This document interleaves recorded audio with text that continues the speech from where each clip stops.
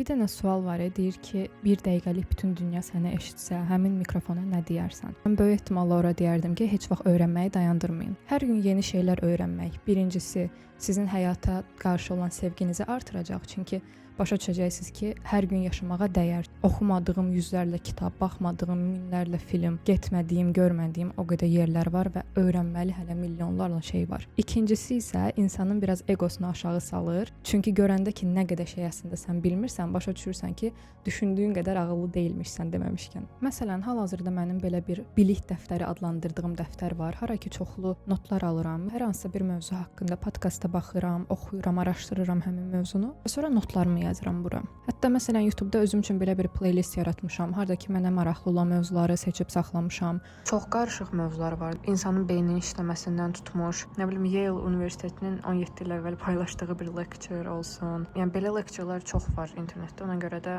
niyə də bunlardan istifadə eləməyək? Çox önəmlidir ki, məsələn mənim hal-hazırda oxuduğum ixtisas molekulyar biologiya və genetikadır. Mən çalışıram ki, daha çox genetikaya fokuslanmayım. Tutaq ki, tarix fənnini uşaqlıqdan sevməmişəm. Çalışıram o komfort zonamdan çıxım və gedim tutaq ki, tarix haqqında mövzular araşdırım. Həmin mövzu haqqında biliksiz olmağı da istəmirəm. Ona görə də çalışın maksimum nələrsə öyrənin.